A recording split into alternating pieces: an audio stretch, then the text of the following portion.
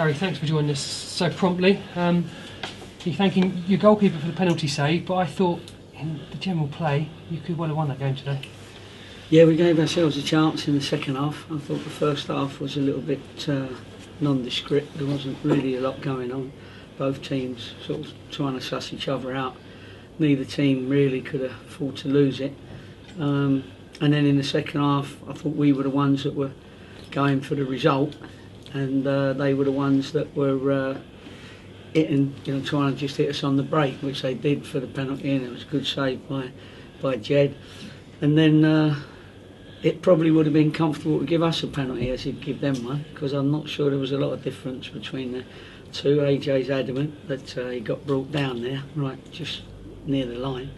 But there were two teams, they're going home with a point each, and we'll both probably be disappointed, but it's another point, and our boys have had 3 games in a week, often the same players, so they put in a bit of a stint. We haven't let a goal in at home. We sometimes let that goal in where we get beat in the end 1-0. So we've kept a clean sheet again with a new pairing at the back there with Kiefer and Stephen Arthur-Worry. And it was really just a matter of finding that final pass or that shot or that bit of cleverness up in the final third to win a game. And although we got in there several times playing good football, it was just that last little bit that was just lacking on the day. Yeah, we said in commentary, it was Raider Johnson, wasn't it, I think, at the back post. AJ's gone for the ball, looks to have got a push. He didn't go down like Nuble went down for their penalty. Is that the way perhaps you saw it? Perhaps most AJ was a bit too honest in that situation. Yeah, he might have been. I think he thought that he had a chance of getting onto the ball, so his eyes were sort of firmly on the ball. He knew that he only had to make contact and he would have got onto it. But and then of course, you got a big fella like Raider Johnson suddenly jumps, on your back while you're making a diving header, then you're going to hit the ground with a bit of a crash sort of thing and probably miss the ball, where the ball came through at that point. So yeah, we're disappointed with that, but we've been disappointed with those sort of decisions for a little while now, and we've got to go in there and say well done to the lads for the effort they've put in. I know when you're at home and people felt that we've got to beat Coventry, and but they've still got some good players, and when we played them at the Rico, they looked a real good team, and it looks like we've improved since then a little bit, and we certainly created opportunities today, and that's sort of pleasing. The 1 point we'd have rathered 3, but we've looked solid again, I thought, and now we move on. It means that you've got to go and beat a Peterborough now, a team when you go to these playoff teams that Peterborough are not up there at the moment, but you've got to go there and try and pick up a result. Talk about Jed Steer's penalty save, an excellent save, diving low. It was a decent penalty from Medine. Has he done his homework? Do you show him penalties that Medina's perhaps taken in the past? Does he look at that sort of thing in the build-up to matches? Yeah, he does. He does that with Gareth Stewart, goalkeeper coach, and they're very vigilant in people's penalties, and of course the penalty takers know as well that goalkeepers and goalkeeper coaches look at all their penalties, so I'm sure they've got their own little tricks of changing their mind or going the same way.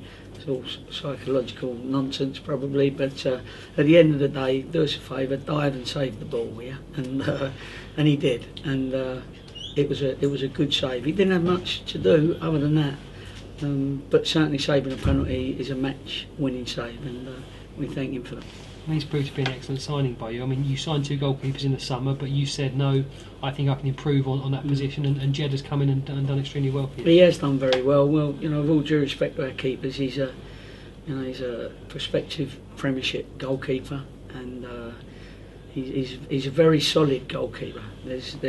All goalkeepers make mistakes, but he makes less than most, and he has made, of course, 1 or 2 mistakes, but he does make that up with, like, the great save at Preston. That was not a match-winning save, but it certainly helped us keep the draw. And so no, we're pleased to have him, and hopefully if we can keep him for longer, it's in Aston Villa's hands really, then we'd like to. So you're off the bottom of the table tonight. Crawley lost at Fleetwood, and small steps, but you're off the bottom. 3 games unbeaten now. You must be pleased in this last 7 days with the progress you've made. Yeah, well, we're certainly not shipping in goals at the moment. We had a spell where we were letting in goals. We've only let in 1, I think, in the last 3 since the Man United game. And that's pleasing because it is a new group. They're getting to work each other out a little bit. You know, the right back, it was only his second game. He wouldn't have played with AJ before. You know, Liam, I thought, had a really good game. And there's all little partnerships that are new. Jamar and Gozzi, obviously Arthur Worry and Kiefer. Along and either side as well, the new combination. So it might take a little while to gel, but it mustn't take too long. But what we know is there's a bit of heart there, and in the second half I thought we gave it a right go and created lots of opportunities, and it wasn't our day today for the ricochet or the one off the post or the one off somebody's backside or whatever. You know, it was but we did have quite a few opportunities coming into that final third. It's Peterborough now next Saturday. Yeah. 2 days after that, the transfer window closes on the Monday. Are you still trying to add 1 or 2 players? I mean, you've spoken about out of contract players, players who can become your players rather than loans. Are you still working away in the background on that? Yeah, we are. We're working away in the background to whoever's a possibility. In case we've got any money to spend, we've got a couple of names.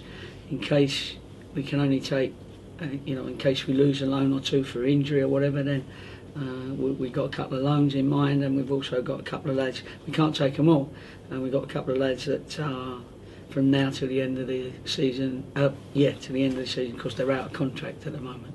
So we'll have to wait and see what we need and what comes in, and who we can bring into our squad. It's not easy because it's all different scenarios, but we'll try hard to improve our squad where we can. We'll await news on potential new signings. In the meantime, I understand you're joining us tomorrow for the Bristol City West Ham game, so I hope your voice gets a bit better by then, Gary. Yeah, no, it recovers overnight. Don't worry about that. I'll have a glass of wine in a minute, and then I'll have one at home, and then it's back, and I'll be looking forward to the game. It's going to be a good game. 2 good footballing teams, aren't they? And there's been some shocks today. I only quickly looked at the TV, but who knows? It might be a shock tomorrow.